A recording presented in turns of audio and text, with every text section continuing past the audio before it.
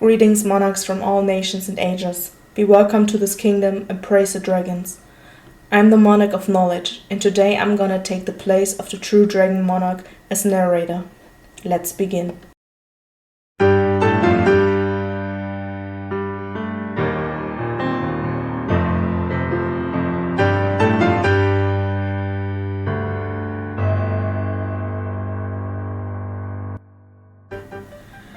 This is the first chapter of the year of blueeyeswhitedragon, where we are gonna be analyzing in chronological order every Blue Eyes related card ever released.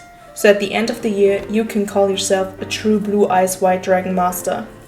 For today, we are gonna start in the years 2002, 2003, and 2004, covering every single booster pack, promo pack, tournament pack, starter deck, and participation cards relevant to us Blue Eyes players. The very first Yu-Gi-Oh! Booster pack comes out, and it's named after our beloved dragon, Legends of the Blueeyeswhitedragon. This pack includes the probably most known Yu-Gi-Oh! Card ever, the Blueeyeswhitedragon.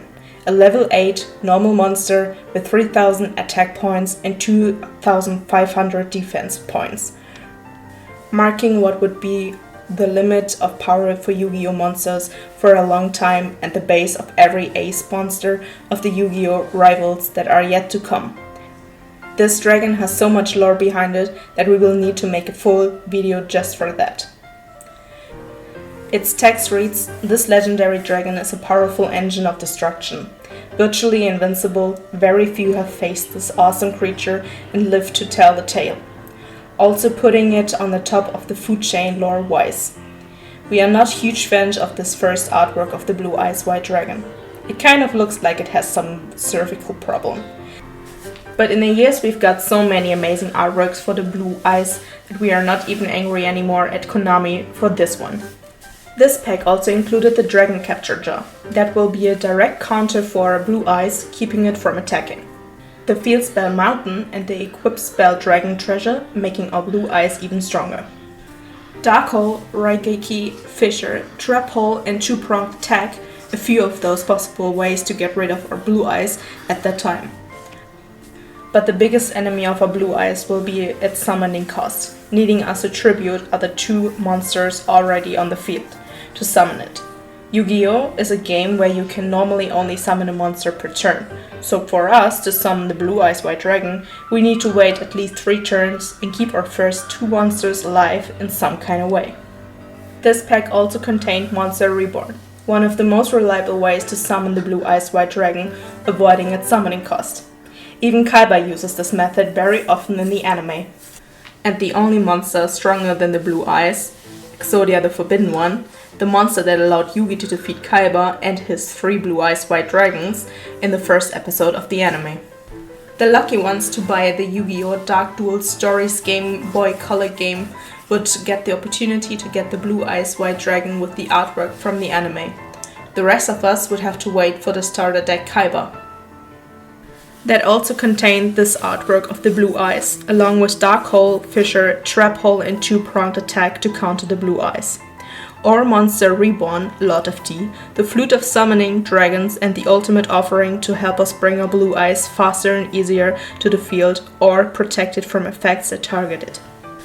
If you would buy the simultaneously released starter deck Yugi, you could also get Dark Hole, Fissure, Trap Hole, Two-Pronged Attack, Monster Reborn, Change of Heart, which could use our Blue Eyes strength against us, stealing it for a turn, Wall of Illness, returning our Blue Eyes to the hand, Solid Change, to tribute 1 monster of our opponent for the tribute summon of our Blue Eyes, Dragon Capture Jar, Man-Eater Bug, and Ultimate Offering. The early days of Yu-Gi-Oh! Were not kind to the Blueeyeswhitedragon. The Metal Raiders booster pack offered Gate Guardian, a monster with even more attack and defense points than a Blueeyeswhitedragon, but even more demanding requirements to summon it. Summon Skull, a monster with as much attack as the Dark Magician, but with 1 less tribute needed to summon it. The fusion monster Black Skull Dragon, with the same defense as the Blue Eyes, but more attack points and more ways to get easy rid of strong monsters like the Blue Eyes. with cards like Tribute to the Doomed, Time Wizard, Solemn Judgment, Mirror Force, and Share the Pain. At least we got Dragon Piper to destroy any possible dragon capture jar and return our dragons to attack position, I guess.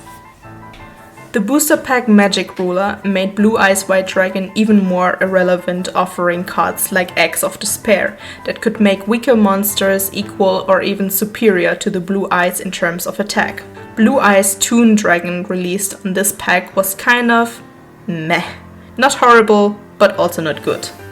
The Pharaoh's Servant booster pack contained Call of the Hunted, that could be seen as another copy of Monster Reborn, but this was not even close to enough support to make the Blue Eyes White Dragon a good monster.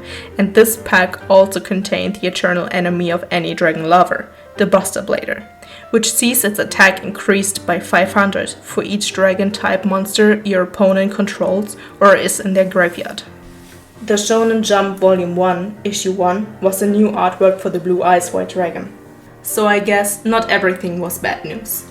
Then nothing relevant happens for the Blue Eyes until 2004. The release of the fourth artwork of the Blue Eyes White Dragon displaying the ancient Egyptian tablet on the background. One of the best artworks in our opinion.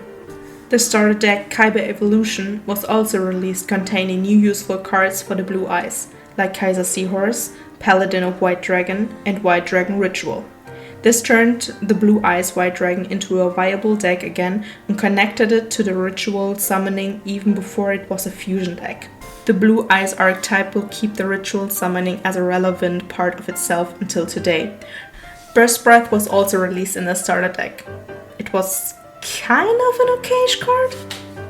Then the movie Yu-Gi-Oh! Pyramid of Light came out with a movie pack containing the Blue Eyes Shining Dragon, an amazing monster that could put the Blue Eyes archetype at the peak of power in that moment, if it wouldn't be possible to summon. Well, although this monster could achieve incredible high amount of attack points, getting 300 extra attack points for each dragon in its own graveyard, and you could negate any effect targeting it.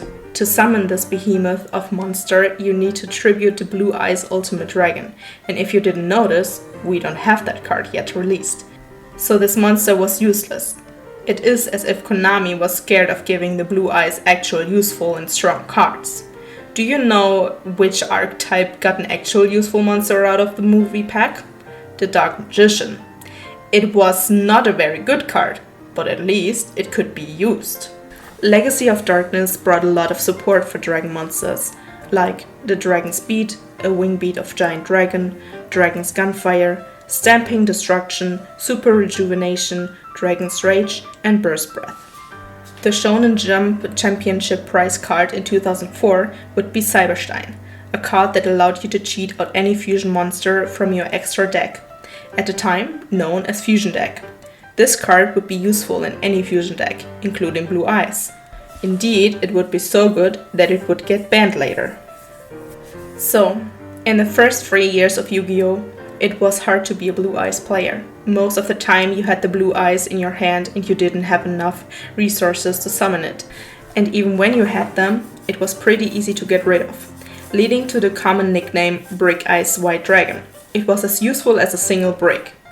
Lucky for us, we all know that this is not where the journey would end for the Blue Eyes White Dragon, and that it would end up being one of the most supported archetypes in the game and a decent deck to play. We hope you enjoyed this first episode and you join us for the whole journey. Leave us any questions and suggestions in the comment section below, and remember to praise the most beautiful creatures in the fiction, dragons. Until our paths cross again. Here's the true Dragon Monarch. I hope you like the work of my friend the Monarch of Knowledge. I had this amazing idea of asking my friends that also watch Yu-Gi-Oh! Or played Yu-Gi-Oh! To join in my videos and help me here and there. I really hope you like the concept, and probably we are gonna have even friends talking about other themes around dragons in the future. So, if you like this concept or there is a specific theme you want us to talk about, just leave it in the comments. Have fun, enjoy, and remember to praise the dragons.